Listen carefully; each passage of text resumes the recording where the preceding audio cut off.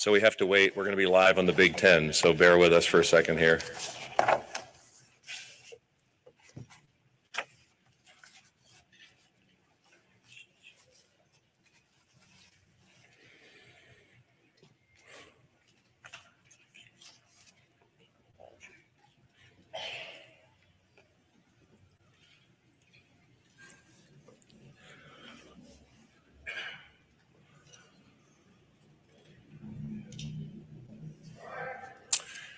Okay, good afternoon, everybody, and welcome. Thank you so much for being. What a great turnout. Give yourself a round of applause for being here. There's a lot of energy in this room right now. We really appreciate you being here.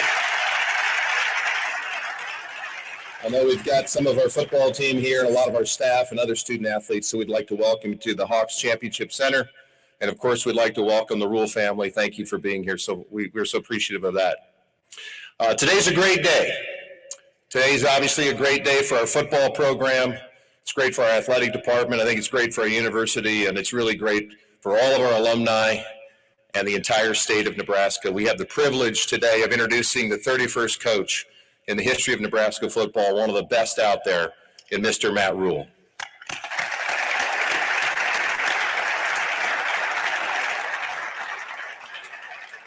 So what I'd like to do is, I know you're not here to hear me, you are here to hear Coach Rhule, but I thought I want to go through a few thank yous. I want to walk you through a little bit on the process of how we got to where we are today. I want to talk a little bit about the vision that we have for the Husker football program, and finally, what those characteristics, key characteristics of our coaches that we were looking for that ultimately landed on Coach Rhule. First and foremost, I want to start by thanking Coach Mickey Joseph. And I'll tell you, Mickey Joseph and our staff and our players did an outstanding job. You know, many of you here recognize 9 games ago when we made a change, and Mickey Joseph was the head coach. Mickey did an outstanding job. I had a lot of respect for Coach Joseph prior to him becoming our interim coach. I have more respect for him now. The way that he worked, continue working, doing the right things, fighting hard for these young men and investing in them was really something. And to see them have that moment against Iowa was really, really special. So really, really proud of Coach Joseph and his staff and our players, and I want to thank them. I want to thank President Carter. I want to thank Chancellor Ronnie Green. I want to thank our Board of Regent members who we have here. I want to thank Governor-elect Pillen. I'd like to thank our staff. I'd like to thank the media. And I'd like to thank you for giving me the space to run an effective search. I know it was a long time. I think it was the longest search in the history of Nebraska athletics, probably. But it was very meaningful to me that you all allowed us to do a real search and gave me the space to do that. So thank you very much for allowing me to do that. I'd like to thank my wife, Angie, and I'd like to thank our staff. The fact of the matter is, for the last couple months, I've been a little bit remote. This has consumed all of my time. And I'm just so grateful to have the staff we have in Husker Athletics who worked really hard to make sure that everything was moving forward appropriately. So I want to thank them. I want to thank Julie, Brian, Vivi, and Leona. Thank you guys so much for allowing your husband and your father to become the head coach at the University of Nebraska. You're going to love this place. Husker Nation is going to love you, and we're going to support you and your family. So thank you for believing in us, and thanking you. I want to thank you for being Huskers. This is awesome.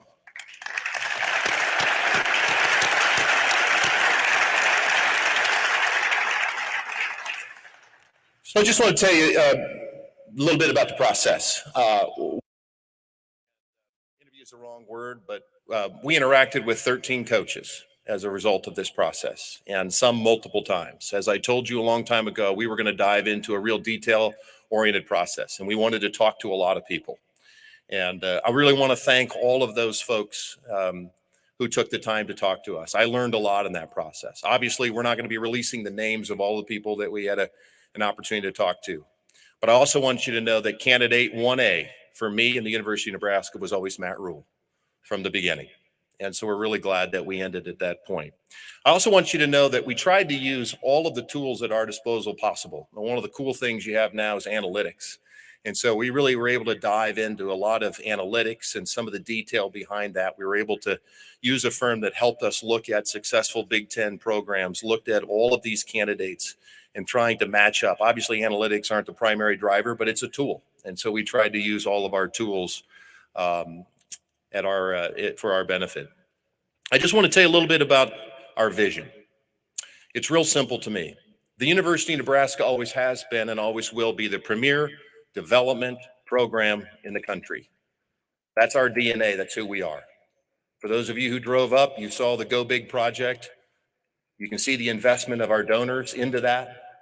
That's the brick and mortar behind the greatest development program in college football. That was going to be really important to me as we look for our next head coach. Secondly, a focus on toughness. If there's anything this program's been about the last 30, 40 years, is this is a program that's based on toughness. And so I was looking for coaches who understood what toughness looked like, what practice looked like, and ultimately getting back to the vision of being the most physical team on the field on Saturday. That's Nebraska football, that's Husker athletics, and toughness was a key component of what our vision was going to be. Third and finally was a clearly defined identity. It's something that I really believe in. We're going to believe in something, and we're going to dive into it, and we're going to play complementary football. And I believe that's what Coach Matt believes as well. He'll get a chance to tell you about his vision. So some of the quick coaching characteristics that we were looking for, and some of this is redundant. Obviously, we talked about this a little bit before, but an authentic leader. It's really important to me. We need leadership. We need someone that our players are willing to follow and our coaching staff. And we have that in Matt Rhule. We need a man of integrity. This program has been built on integrity. We do the right thing all the time. And so having a leader of integrity was really important to us as well. A culture builder, a people manager, someone that understands how to build it brick by brick from the bottom was critically important to me. A process-oriented individual. Details matter. If you think about the Big Ten Conference and where we're going, and how USC and UCLA and perhaps others someday come into our league, and the level of coaching that's going to happen in the Big Ten, attention to details and process are going to be really, really important to our future. Being a grinder, as I've talked before, is really important. You got to work at this job. You got to be passionate about winning. And finally, a strategic thinker. And as we said about our process and talking to those coaches, there was one coach that consistently stood out from everybody else. One coach who went to multiple places at multiple levels and had the strategic vision to create the structure around what it took to win at that place. Let's be honest. We're at a critical juncture in our history as a football program. And having somebody that has a track record of understanding how to build a program at multiple levels and in multiple locales with multiple strengths and weaknesses was really, really important to me. Matt, I just want to thank you. I want to thank you for believing in me and believing in the University of Nebraska. I want you to know that Husker Nation is behind you. We're going to support you, and we're going to work as hard as we can to help you and our program be successful. And so it is now my distinct privilege and honor to get to introduce the 31st head coach of the University of Nebraska's football program, Mr. Matt Rhule.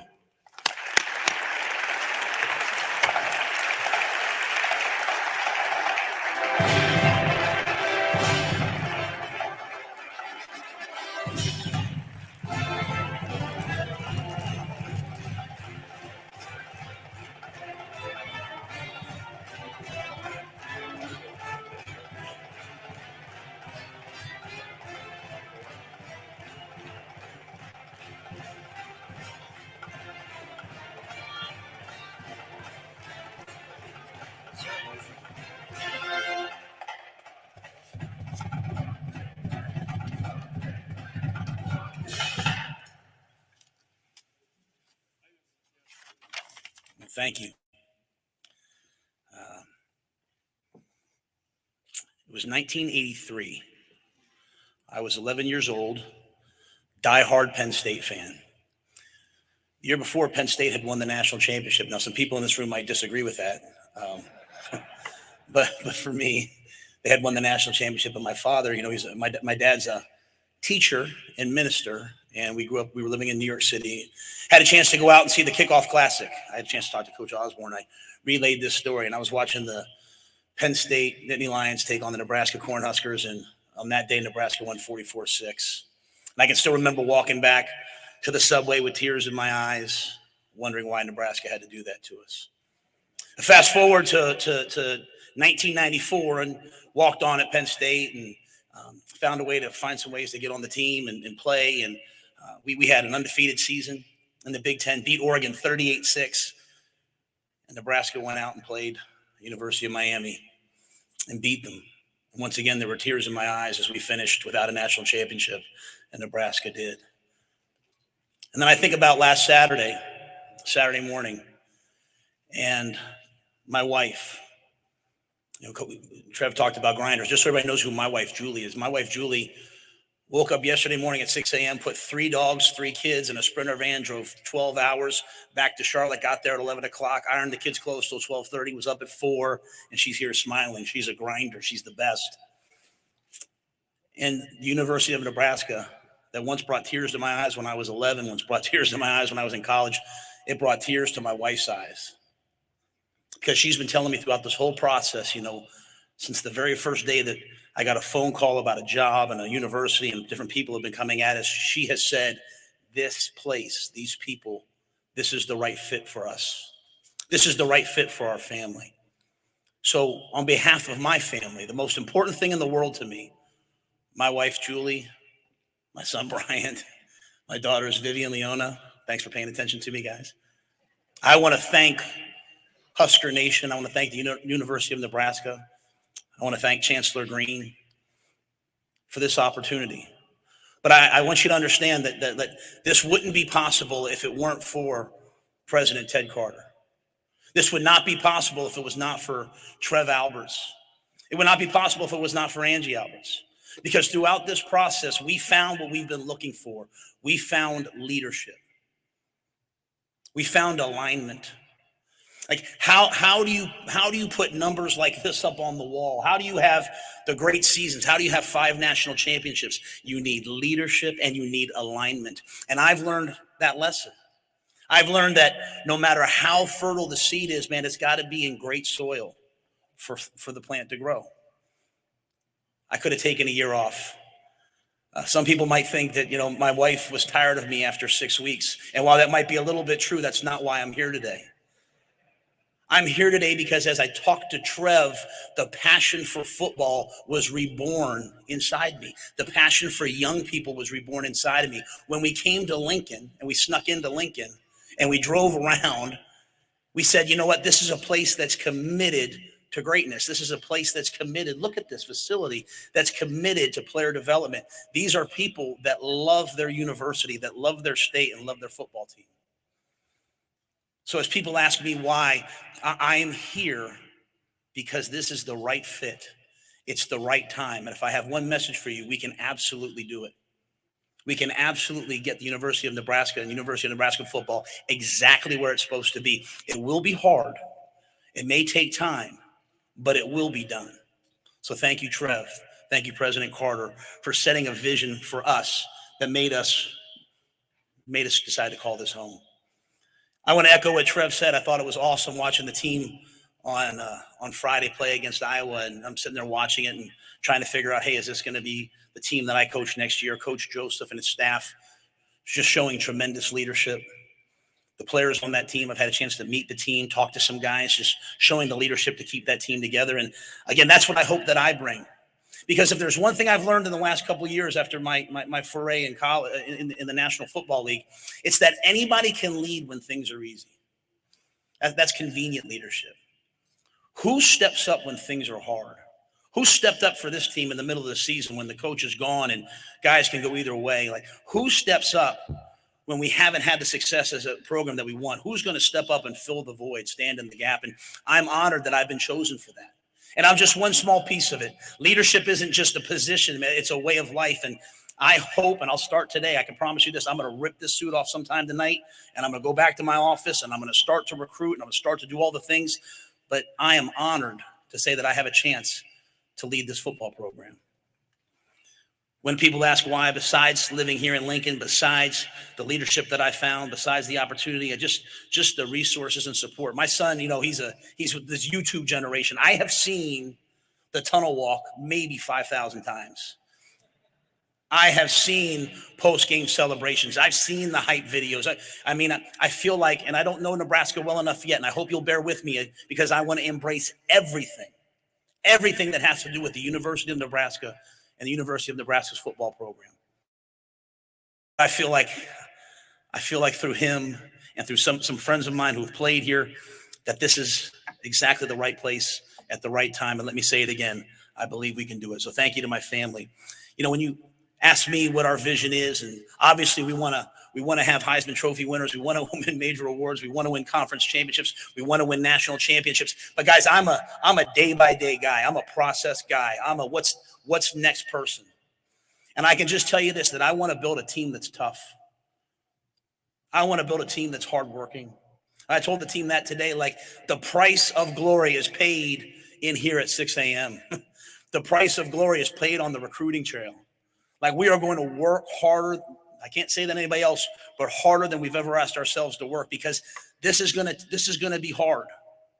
You can't win 3 games and then win 4 games and then just come to work excited about just, hey, what's going to happen next? So we have to have a plan. And that plan involves working harder than the next man. We're going to build a team that's tough. We're going to build a team that's hardworking. We're going to compete at everything that we do. There's not a game that I expect to ever walk into where we don't expect to win. We want to honor the people who take their hard-earned money. Like it is not a burden, but a responsibility on me as the coach to know that there will be people from all across the state who take the money that they make with their hands and with their work and with just their daily toil, and they spend it to come watch our team play. And you know what? You can't win every game every year. It just doesn't happen, but you can certainly be a team that people are proud to watch. That's the type of team I want to be. From the spring game to a practice, to a mat drill, to a weightlifting session, to a meeting, I expect our guys to be tough. I expect them to work hard, and I expect them to compete.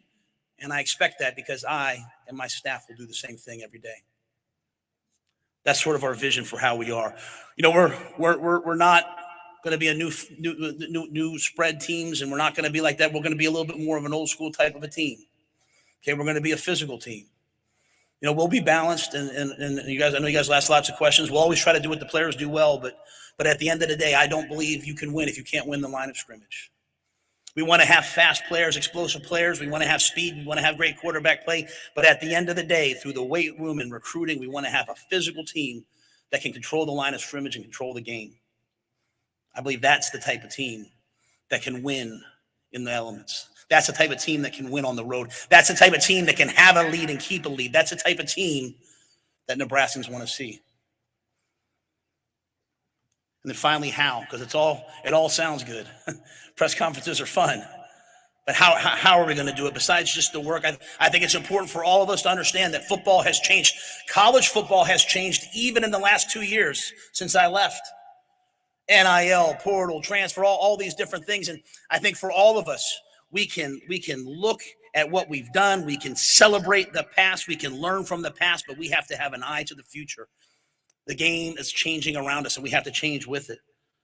We have to recruit people that want to be Nebraska men.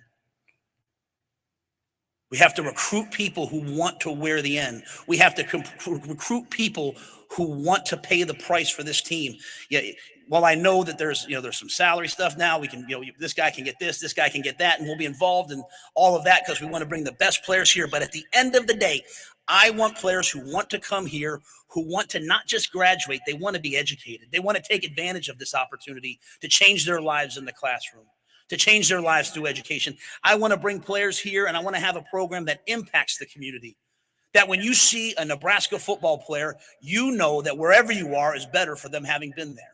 That they will always leave a place better than they found it. I want to bring players here who make the campus community better. Like you're not going to see me and my family hanging out. Like you're going to see us at the local diner. You're going to see us at the Salt Lake. That's who we are. We did not come here to live in seclusion. We want to be a part of this community. We want to be a part of this community, and I want players who want to do the same thing. Get educated, graduate, impact the community, impact the campus, and then play great football. I mean, I want guys that want to be pro football players. I've had a chance to coach in the National Football League twice. So many players have left the University of Nebraska and gone on to the NFL. And while talent can get you there, character and integrity and work ethic and professionalism will keep you there. It stinks getting fired.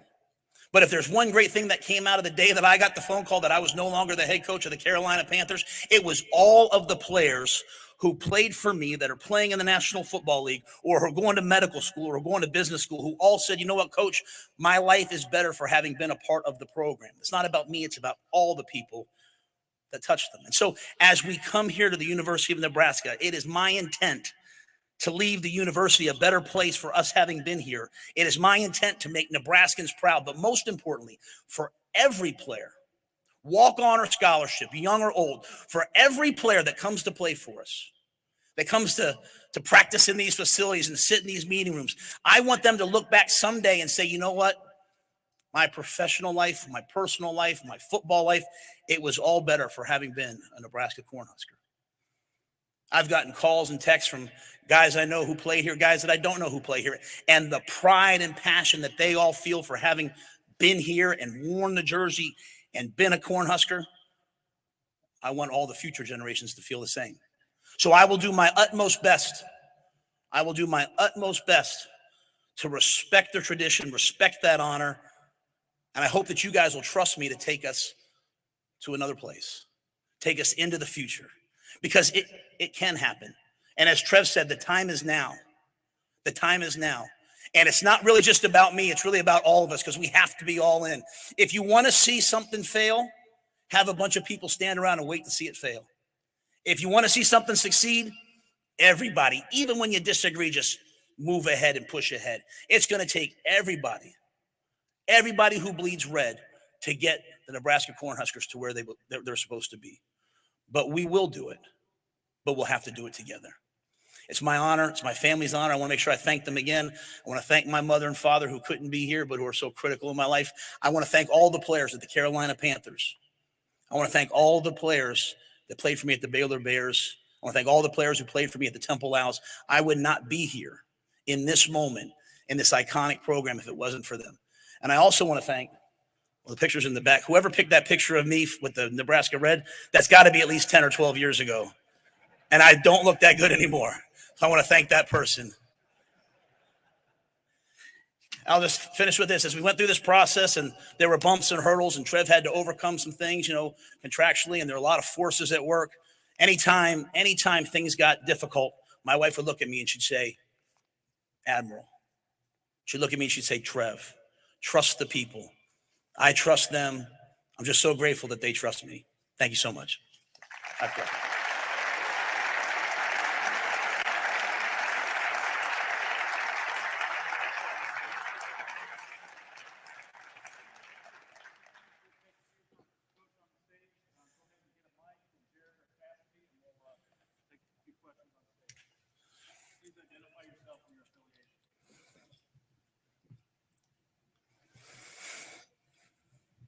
Steve Sipple, Husker Online.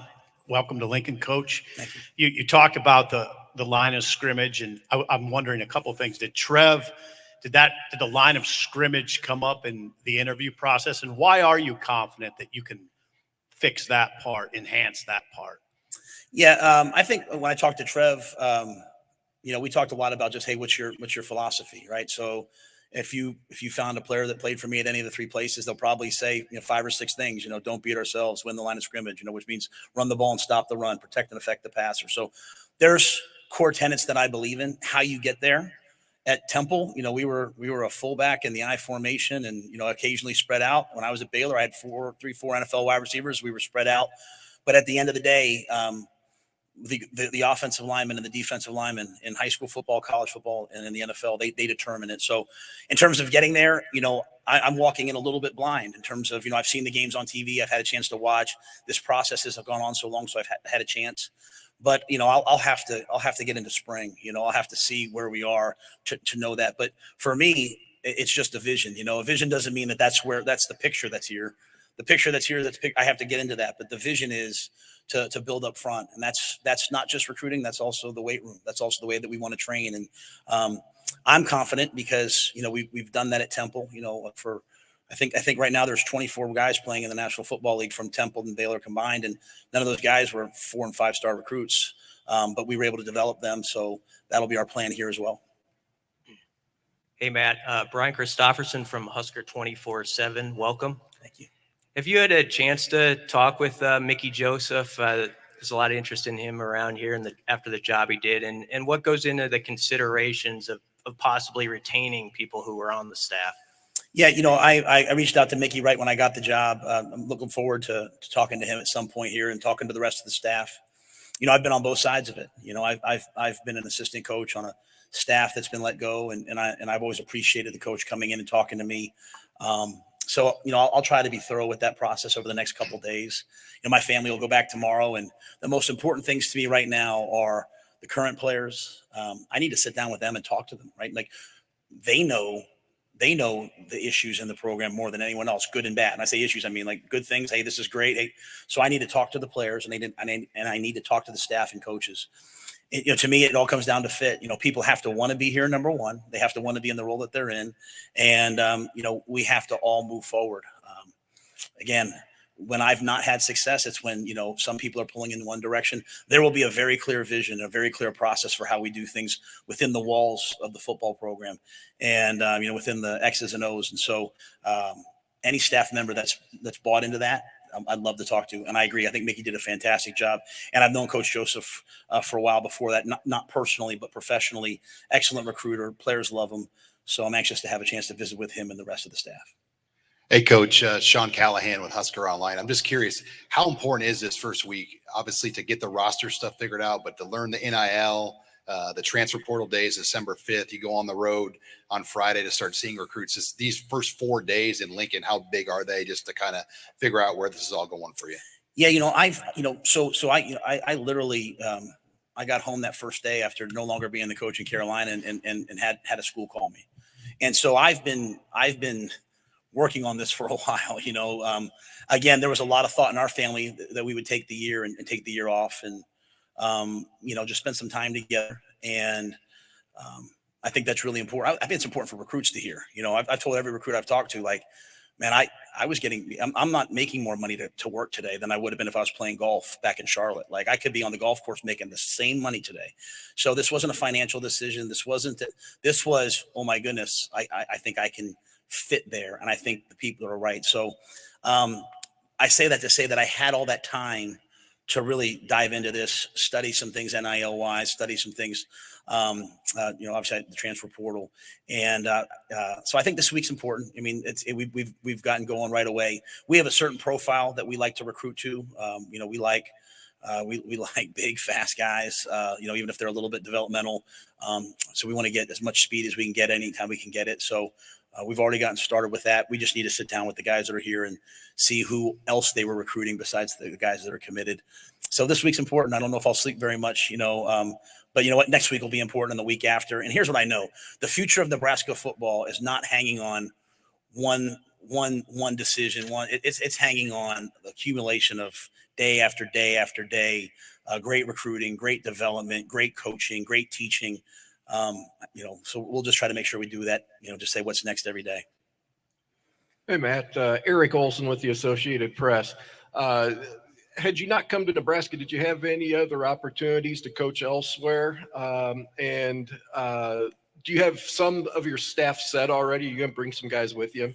So I'll say this humbly and only for recruiting, because normally I wouldn't say this, but I was offered other jobs. Yes. And I just decided that this was the right one for me. So, I had the chance to maybe sit a year. I had the chance to, I had some opportunities to do some TV and some broadcasting. I was offered, some other college opportunities.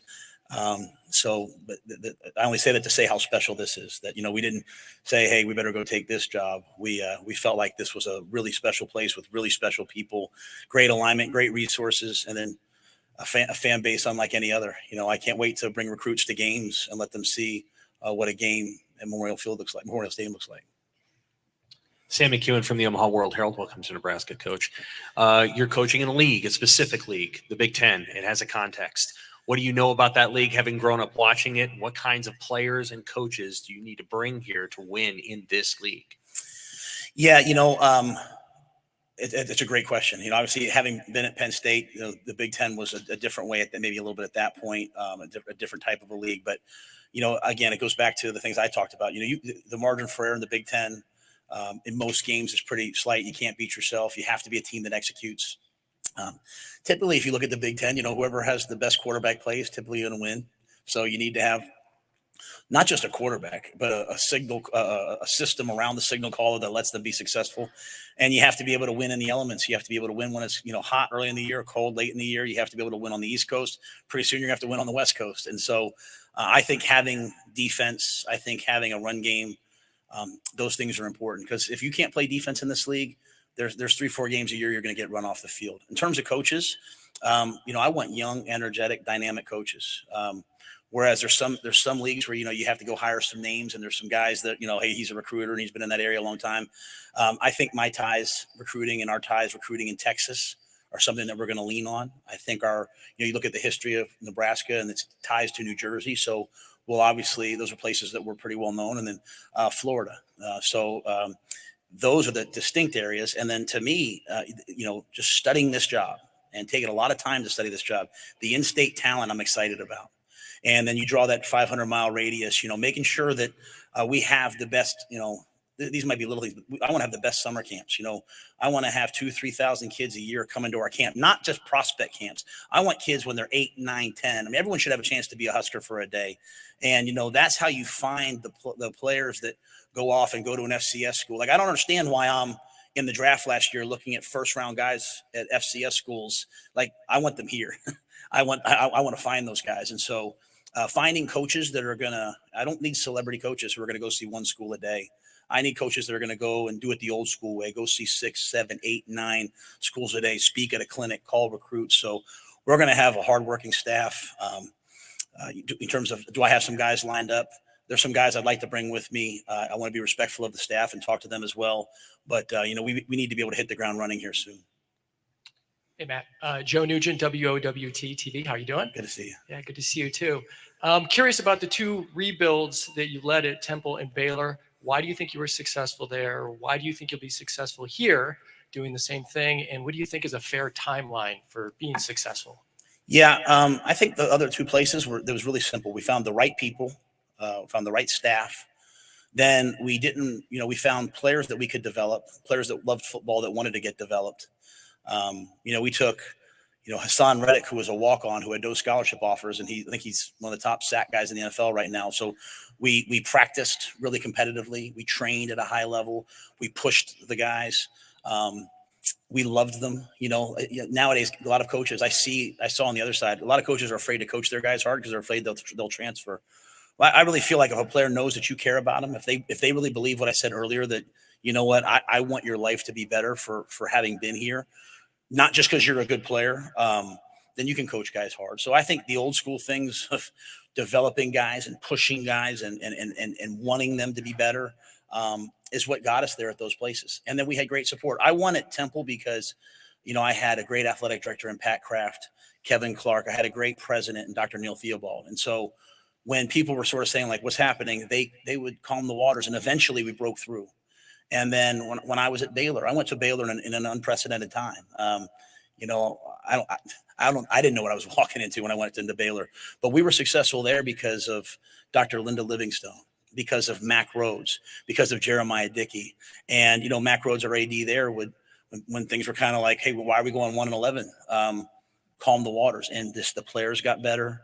People continue to buy in. And then everyone, as I said, was all in and pushing forward. Do I think we can do that here? I wouldn't be here if I didn't. I just can't say that enough. I would not be here if I did not believe, A, in the players that we can get here, B, the history of Nebraska and their belief in player development, both on and off the field. In terms of timelines, I learned at the last place, to be careful I probably didn't want to give a timeline. I want to win tomorrow. I want to win right away. if expectations sometimes run real, people get frustrated. I just know this. We're gonna work our tail off starting today, and we'll do it as fast as we can. Matt, welcome. Mitch Sherman, The Athletic. You mentioned Trev and Admiral Carter and your respect for them. Can you get into a bit when and how the interaction began with them and what your what that came back to, how strongly you feel about them and how that's grown through this process? Yeah, I'll defer the timeline to them just so I don't get on their bad side right off the bat. If I say anything wrong. But no, it's funny. I remember the first time I talked to Trev on the phone. My wife was kind of nearby. We were looking at I was like a little breakfast nook, and I was talking to him, and we were just talking about football and talking about the process and talking about player development and just a conversation. And my wife, I looked over and she was kind of like, she's like, it's the first time I've seen you this happy in a long time. Like I've learned you can work really hard, but you don't have to be miserable, and developing players and being in an environment where everybody loves each other, like that really brought joy to me. And so, as I said, there were lots of hurdles. I wanted to make sure that this was the right place for my family. It's not just about me, everyone will see me, they'll see me as like at Coach Matt Rhule on Twitter. Like I'm dad first. And I don't want to bring my kids and move them every 3 years. I talked about a little bit last week on NFL Network. Like it's my son who's a senior this year in high school coming up, who was the one who said, no, I want you to go to Nebraska. I want you to do this. He'll make whatever sacrifice. If I have to stay back there, Dad, I will. If I have to, whatever it takes. And so it was because everyone really, really, really trusted Trev and his vision. We loved meeting Angie. We could tell that this was a great family. And then, President Carter was at Navy when I was at Temple. And so we had that crossover. And so played in the championship game. So, at the end of the day, I always want people to kind of know what I'm going to bring, hey, this is how I'm going to do it. This is the way that we're going to do it. And, President Carter having that history with me was really important to me as well. Coach Jake Bartecki, News Channel Nebraska. Welcome to Nebraska. Welcome to Lincoln. Recently, you've gone from college, then a few years in the NFL, now back to college. After leading a team at the highest level, do you feel like you are better prepared to be a college coach now? Do you feel like it made you a better coach? 1,000%, I should say. It made me a better man. It made me a better person. When you're in the NFL, and very grateful to the Carolina Panthers, and there's so many wonderful people in that organization. But when you're in the NFL, you're depending on a lot of different things. There's so many parts that have to come together. And so recognizing that and seeing that and being a part of that, I thought was great for me. Learning how to deal with challenges and adversity and all those things was really good for me as well. Dealing with the professional athlete was probably the best. Having a conversation with Amir Abdullah and then having a conversation with Christian McCaffrey, like two guys, same position, completely different people. And as I said to the team today, it really taught me, and Coach Coughlin tried to teach this to me, but I relearned things because I'm a little hard-headed at times. It's not coach player. It's just people. We're just people, right? We all have different roles. I'm the coach here, but we're just people. And so I think that interaction with the players really, really taught me. And especially this year, I was on the hot seat from the end of last year to the middle of this year. And when you're a coach that's on the hot seat, do the players really have to listen to you? Do they really have to buy into you? And if I'm proud of anything, it's the relationships and the guys. It's the guys on that team that went out and won yesterday. It's the guys on that team that had my back throughout that process, the guys that called me since I got that job. And I think that shows me that I can come back to college, continue to push guys, have the same relationships. And the final piece is, we've always been known as a player development group. I know it so much better now. Like, anybody can get you to the National Football League. I want to help guys get to the National Football League and stay there and have a second contract. And the way that you take notes, the way that you prepare, I thought I knew that and I always preached that, but I know it better now. And the final piece, because it's a great question, is I'm just so much mentally tougher. I mean, what I went through was hard, and it was hard on my family. But you know what? When things are hard in life, you either break you just let it like be a purifying fire that takes away the impurities and the ego and the anxiety and all those things. And so my family and I, man, we looked inward, we looked towards each other, we looked to our faith, we looked to the future, we stayed focused on the players. And so I come here now, not hardened by that, but steeled by it. I feel really, really strong. And I'm excited to get started with these players. I'm excited to get to the spring, excited to build a team. Hey, Matt, Zach Carpenter, Inside Nebraska. I think you said in your opening statement that you met with the team this morning or this afternoon. Can you just give us more details about what you said to the current players and the current coaches, if you met with them too? I have not met with the current coaches yet, just the players. And I started reaching out to the players, as I could over the last couple of days via text and some phone calls.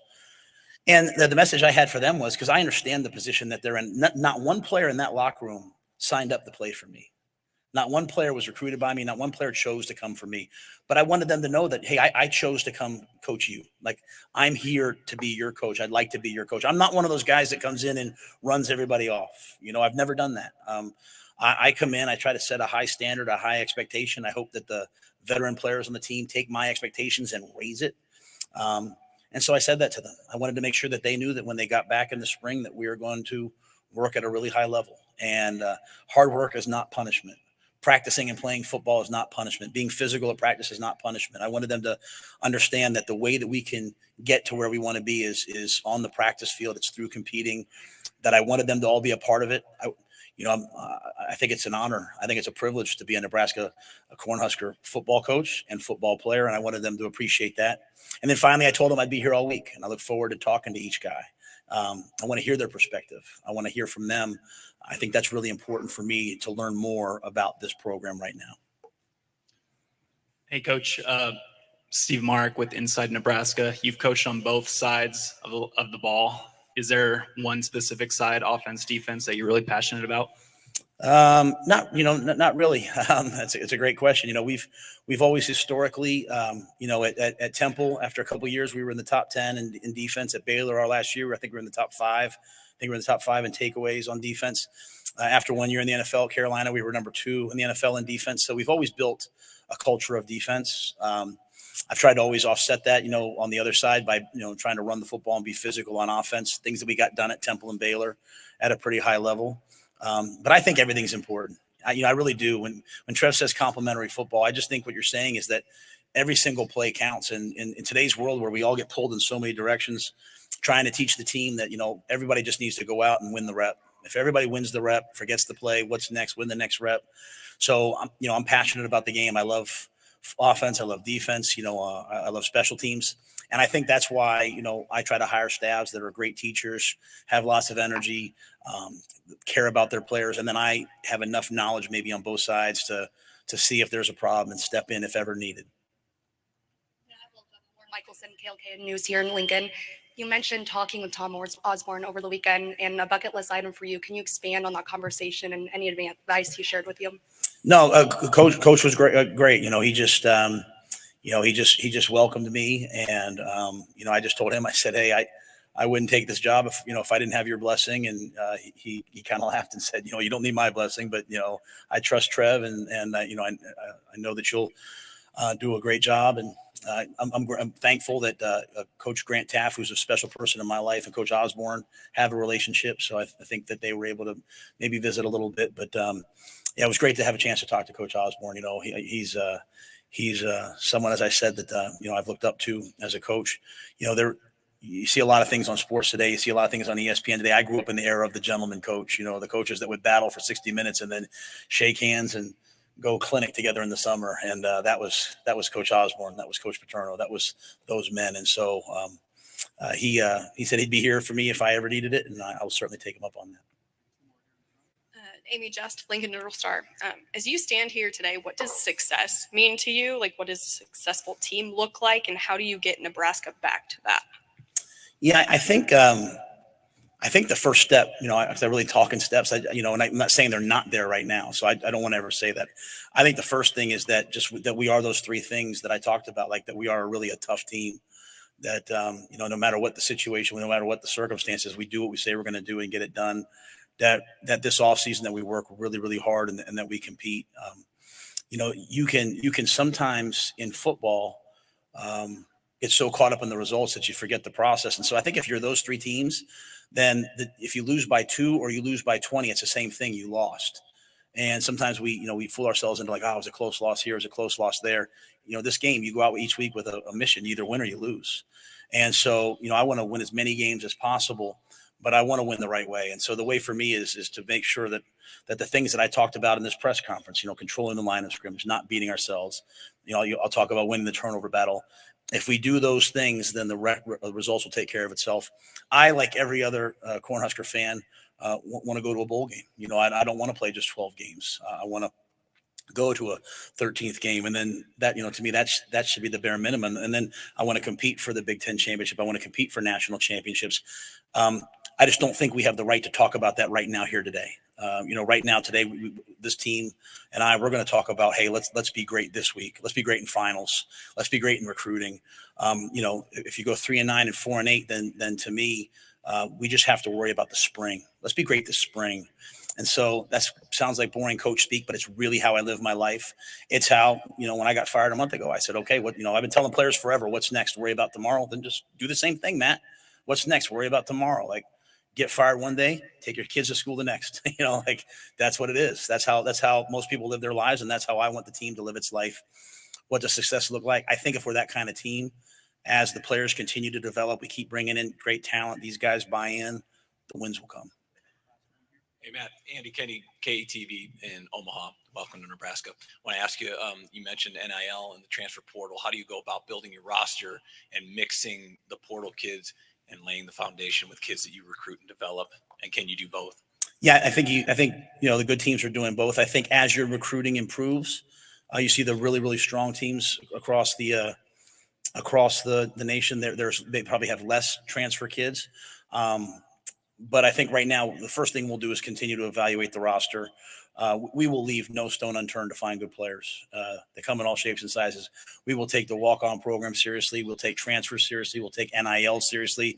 When I talk about all in, that's making sure that we have the money to go do the NIL at the level that the teams we're competing against do it at. So we will look at everything. We just won't sacrifice the ideals and the integrity of the program. The guys that come here, there's nothing wrong with a young man wanting to make some money.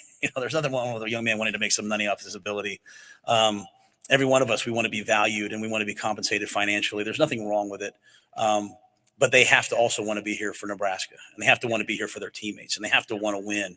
And so when you find guys who want to come here, who want to develop, who want to get a degree, who want to serve and impact the community, who want to win, those are the guys that I want to make sure that we take care of financially when we can. And I know the way it works is the collective, not me. I don't mean to say we and get in trouble, but I think you understand what I'm saying.